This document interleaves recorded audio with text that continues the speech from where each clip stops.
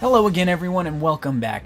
Today is a special day. Today we're going to be talking about one of the things that I'm looking forward to the most in classic WoW, attunements. In the early days of World of Warcraft, Blizzard believed that it was a privilege to go and raid.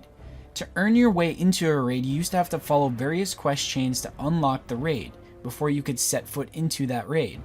You could also see this model when it comes to dungeons as well. Some dungeons had shortcuts that could be obtained from quest lines. Others had whole new sections of the dungeon that could be unlocked. And there were even some dungeons that were completely unlocked through quest chains. The main difference between the dungeon and raid quests were that the dungeons typically only required one person to have a key to allow the players to enter the instance, while for a raid it required all members to be attuned to the raid before being able to enter. These quests made the player feel like they had earned the right to be in those raids and dungeons and gave a huge sense of accomplishment for finishing them even if you weren't able to get any fat loot from them. In the present state of WoW, this has been completely stripped out of the game and made even worse by adding the looking for raid aspect of the game. All that being said, let's take a look at some of the attunements and unlocks you can achieve in classic WoW. Let's start out simple with dungeons. There were a few dungeons that Blizzard saw that were large enough to warrant granting players a shortcut entrance in order to get to the final bosses in the instance faster. The first of those was Gnomeregan. There was a workshop door near the entrance of the dungeon that could open that would put you relatively close to the last boss. To use this shortcut, you had to actually get the workshop key, which dropped off the Electrocutioner 6000 in Gnomeregan. The other notable shortcut that Blizzard put in for dungeons was the Scepter of Celebres. The Scepter allowed players to create a portal near the entrance of Mardon that would port them into the dungeon and be able to skip nearly 3/4 of the dungeon. This was mainly used for getting to Princess Theradas faster. To obtain the Scepter, there was a quest chain that started outside of Mardon, but required the player just to go into Mardon and pretty much kill some bosses. There were also some ways for players to be able to summon extra bosses within instances. Now we're not talking about specific class-based quests, we're talking about quests that everybody could do.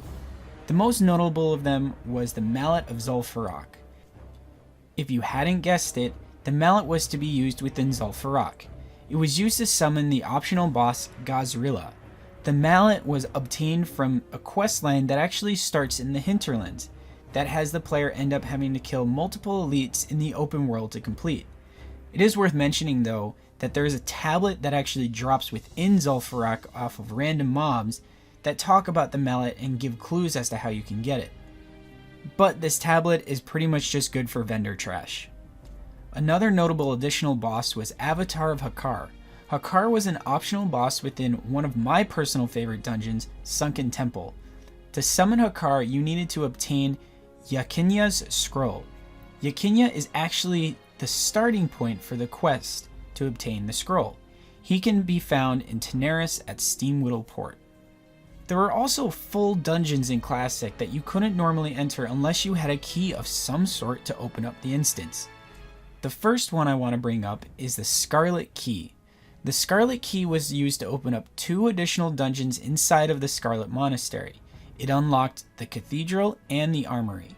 Not only that, but it was also used to enter the Scarlet side of Stratholme. To obtain this key, it was rather easy. All you had to do is clear the library of Scarlet Monastery and loot the key from a box in the same room that you fight the last boss, Arcanist Dome. The next key I want to bring up is the Crescent Key. The Crescent Key was a key used to open up Dire Maul north and west. This key, similar to the Scarlet Key, was not obtained from a quest. Rather, it was obtained from killing a mob in Dire Maul.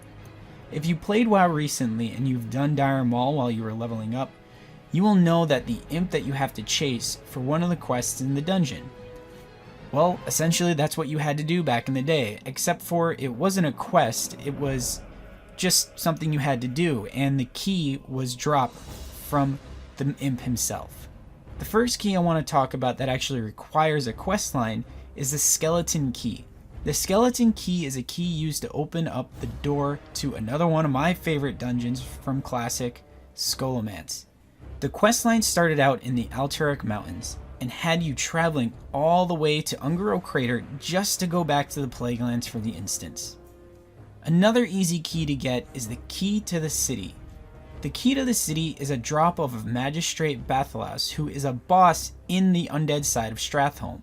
Once you've obtained this key, you're able to access the service entrance of Stratholme. The last key I want to talk about is the Seal of Ascension. The Seal of Ascension was the key needed to open the door to access Upper Blackrock Spire within the Blackrock Spire itself. Although it is in the same instance as Lower Blackrock Spire, the two are considered different dungeons, which is why it's on this part of the list. The Seal of Ascension was much more involved compared to the other keys on this list. First, you have to obtain a random drop from a mob inside of Blackrock Spire. The good part about this item was that it could also be bought and sold on the auction house. Then, the questline starts. First, you have to go through Lower Blackrock Spire and kill various bosses.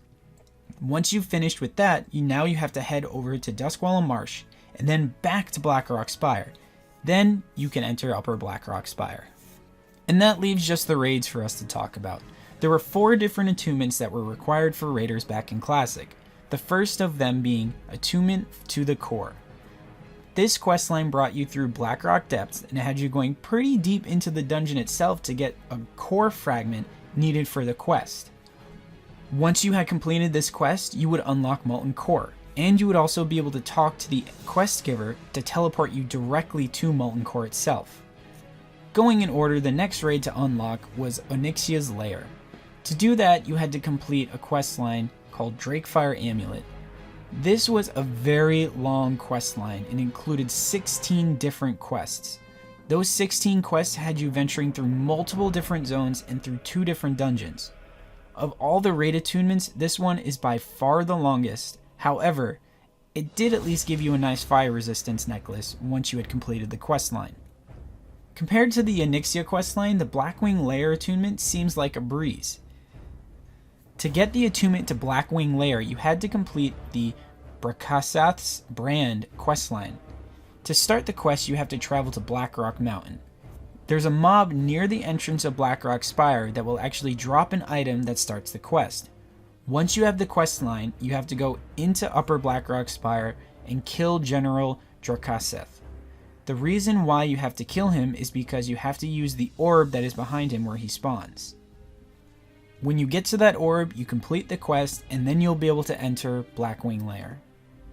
The last notable attunement from Classic is the Dread Citadel. This quest unlocks none other than Naxxramas. This is by far the easiest attunement in the game, assuming you have the gold for it. You essentially just turn over some raw materials and some gold to an Argent Dawn NPC.